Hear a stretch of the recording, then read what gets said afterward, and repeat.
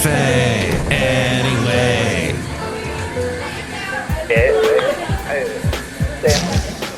Mike's Daily Podcast. Hello there. It's Mike, your daily guy who tells you things that you might find interesting. Mike's Daily Podcast. Or maybe you don't, but that's okay because maybe you do psychologically.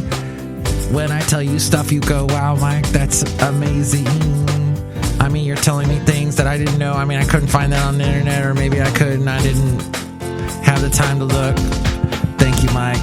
Maybe you're singing that song that was very lyrically interesting, wasn't it? Mike's Daily Podcast. So that's what this show is about, and it's Mike trying to get the microphone to work.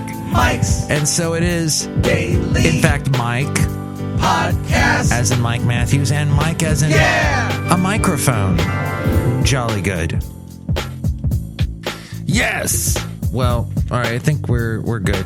There's this little thing that I've discovered thanks to Ken, who's been on the podcast before, and that is sometimes a computer will want to record in 4,800 megabits per second, which is what I don't want. I want the 41,000. And that way it's 41,400, I think is what it is. Yeah. And I was just saying, how does that happen? How does stuff get switched? Well, a lot of the software that you use, like Zoom and whatnot, wants to be in that different range. They want to, let's see, because, 44,100 hertz is what I meant. And what it wants to default to is 48,000 hertz.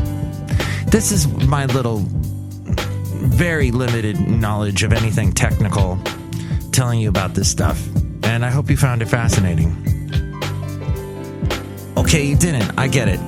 Hey, you know what I discovered today? Another technical interesting thing is that it's very difficult to work from home when you have no internet. Xfinity and AT&T were having issues today. And here's today's podcast picture. Corporate was having issues with AT&T. I was having issues with Xfinity. It's been crazy today. So when that happens, then I got to find a carrier pigeon and try and get that to work for me for working at my job. But what I ended up doing, and I ended up getting lucky and it started working again, but it was very weird, very blotchy. So now I have the Xfinity page open for, what is it called? This is the status page. The status center. That's right, Basil. Basil saw me one time get so mad at Comcast, Xfinity. Oh, do you remember that, Basil? He was sitting on the couch while I was waiting forever, talking to some Comcast person, Xfinity person. I'm sorry, I don't know what accent it was. It was very hard to decipher. Had I known the person I was talking to my entire life, I'd probably be able to understand them. But the English was very odd. So somehow we got through it. And somehow, and for some reason, I still have Xfinity. But the late, great Basil the Boxer, expressing my frustration in his bark just then. Yes, and other interesting things today. I was thinking about I didn't know this until today, and that is if you go to the Magic Kingdom, which is the only Disney property. I think now they're starting to let some people in to California Disneyland properties like Disneyland and California Adventure, but Florida has been the only place to go, and they got the 4 amusement parks: Epcot, the Magic Kingdom, what's that other one? The Animal Kingdom one, and the one with the Hollywood stuff. But you got to wear masks, and they have specific rules about what kind of masks you can wear. Yes, they're mask snobs. They're being very careful. When this whole thing started a year ago, I was wearing a bandana that had like a big paw print on it. I got it from this local dog rescue company organization, and I wore that because I'm like, this is what all I need, right? Fauci was saying that was all you needed. At least you needed that. At least wear that, he was saying. And so I was wearing that, and then Well, apparently Disney says no to that because you're still wide open below your chin. Anything can come flying up into your mouth. So those disposable masks, or the way masks are now where they just cover the nose and mouth and have very little exposure to outside air, those cloth masks. Some like cotton because it pulls the moisture away from the face. But here's what they don't want. They won't let you in. Now, these rules are constantly changing, but one of the rules they say is you can't come in if you have a mesh mask, because I guess too much stuff can come out of you that might be questionable that someone else could then catch. Then they don't want valves. No masks with valves. Not sure why that is. Maybe because you're going to scare the little kids. Then there's the one they don't want that's called I think this is what it's called, the gaiter.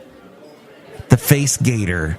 It looks like that huge turtleneck that you pull up from your shirt up to your... Well, everybody I know that has these, and I know a lot of people that wear these, they don't ever cover their nose. They go up to their nose and then leave it like you would if you had a really big turtleneck on, a sweater with a big turtleneck, and you could only cover up to the bottom of your nose. But you're supposed to cover your nose. And these people with these gaiters never do. So there you go. That's the latest interesting stuff that I found today about masks. But lots of internet issues today. Oh, and the other interesting thing, speaking of masks, did you hear that Rite Aid said that within the past year, their cold and flu medications, they didn't sell as much as they have in previous years. People are getting less cold and flu symptoms, is what this is telling us, hinting at, perhaps because we are wearing masks all the time. People wearing masks getting less sick. So maybe is this something we're going to continue? Maybe we shouldn't be so anti-mask as we go outside a cafe anyway, where we bring you Mike's Daily Podcast, somewhere in Podcastro Valley, the last place on earth. I don't know. But I do know that I had an article and I lost it. Oh, okay. Well, there are new nutritional facts. We're outside a cafe anyway, somewhere in Podcastro Valley, the last place on earth. And the new nutritional facts label is what I'm trying to say. The label for nutritional facts must list the total fat, saturated fat, trans fat, cholesterol. So, and by the way, those things are what I fight daily. Here I am in my early 50s. My doctor's always telling me, your cholesterol, you got the bad fats, too much of the bad fats, you need the good fats. So that kind of stuff I need to know. Plus, they let you know in these new labels, total carbohydrate, sodium. Yeah. I think we ingest too much salt as a society. We love the salt. Everybody wants to salt everything. But there's so much salt already in anything you get that's processed. Dietary fiber also is listed on this label. Total sugars, added sugars, protein, and certain vitamins and minerals. The actual amount and the percentages of daily values of vitamin D, calcium, iron, and potassium must be listed. Other vitamins and minerals may be listed voluntarily. Labels no longer reflect portion sizes based on what Americans should eat or drink, but instead on what they actually consume, which I love that. Because that was so arbitrary, what people should eat. Nobody follows that. But if you tell me that this bag of potato chips is 7 billion calories, then, okay, I maybe won't eat this entire bag of potato chips, maybe won't even buy it. For instance, the serving size for a soda went from 8 ounces to 12 ounces, and a serving of yogurt went from 8 ounces to 6 ounces. Because people like yogurt less than drinking gallons of soda. Additional changes include serving sizes and calories printed in a larger bold font, dual columns on some products with the nutrition information for a single serving in one column and for the entire package on the other column. So that's what it means when there's two columns. I'm going to change my name to Column Matthews. Don't you want to be called Colin Matthews? No, I want to be Column Matthews. Sounds cool. Did you notice the last show was called Tutu? I came up with that. Oh, I haven't even told you what the podcast picture is today. I haven't even finished this article that I started reading from Costco Connection, but I think you're saying, Mike, you're being merciful. Stop it. Alrighty. I think I will. I think we'll take a picture. Oh, yes. Lots of pictures from February lately on Mike's Daily Podcast. And you can see all the podcast pictures at MikesDailyPodcast.com. But we did some really fun stuff in the month of February because of my lovely lady friend's birthday.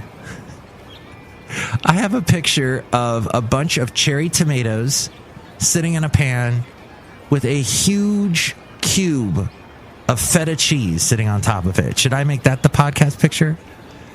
That was good. It melted down, and then you add, pasta. Spaghetti to it, and you kind of mix it all up. That might have some calories to it, I think. Have we used this podcast picture yet? I took this one. Where is this? We're going to maybe do a nice podcast picture from the Coal Canyon Regional Recreation Area. This is near Canyon Middle School. Oh, okay, this is Coal Canyon somewhere. I have no idea where this is. I need to get out more often, is what you're saying, and figure out, or at least know where I am when I get out. The Coal. Oh, all right. Well, this is on a trail in Coal Canyon. We'll post that at MikesDailyPodcast.com. That's in Podcastro Valley. You should visit it. I mean, it's not that huge. You can cover it within an hour. It's pretty small. I know this one guy, Bob, he used to listen to the show all the time. And he would talk my ear off when I saw him. And he had listened to the podcast before. I think I played one of his songs. He's a songwriter, producer, produces his own stuff. And I featured that on a podcast at one time. But I run into him constantly when I am walking this one trail in Coal Canyon. All right. So that's the end of the show, basically. Yes. Oh, except this little thing from Jimmy Fallon. He wanted to thank you, new pair of corduroys, for making that cool whooshing sound when I walk. Nothing signals the start of fall like the sound of people's fat thighs rubbing together. Aw. And he also says, thank you, onion rings, for being my favorite food until I bite into you and I'm left with a cold, wet onion in my mouth and a tiny, deep-fried steering wheel cover in my hand. That's from Jimmy Fallon back in 2011 when the only talk show he was doing was that late-night talk show. It was way back then. Remember those days so long ago? All right, hey, look who's outside a cafe anyway, somewhere in Podcastro Valley. The last place on earth. Here, look who it is. Come up to the microphone. Hello, Michael Masters, Madame Rootabega, and I hear that you snore. Oh, yes, all Podcastro Valley can hear me snore. I'm very loud, apparently. That's because you drink dairy. Oh, no, I don't drink dairy. I avoid dairy. I've been avoiding dairy for a while. It's easier to avoid dairy these days with all the almond milk, oat milk, all that lovely stuff. Do you drink that stuff, Madame Rootabega? Yes. Do you like to drink water? Yes. Do you drink soda? No. Okay, most people like gallons of soda, so that's different. Look who else is here. Hello there, Mike. This is Valentino, the parking attendant. And this is Bison Bentley. Do you know that? Mike, we're glad that your internet is working again, there. Yeah, internet. Do you know that? Yes, because of the internet working again at Cafe Anyway, you can hear this show. Next show, it'll be the wonderful Chely Shoehart, Floyd the Floorman, John Deere the engineer, thank you for listening. You can chime in about anything that we covered at 336MM Daily. 3 plus 3 equals 6. MM as in Mike Matthews, Daily as in what this podcast has been now for a couple days. Look at us. Go MDP. Go Mike's Daily Podcast. Yay.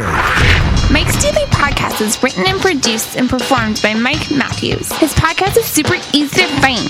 Download or listen to his show and read his blog at MikesDailyPodcast.com. Email Mike now at MikesDailyPodcast@gmail.com. See you tomorrow. Bye. And that was episode 2223.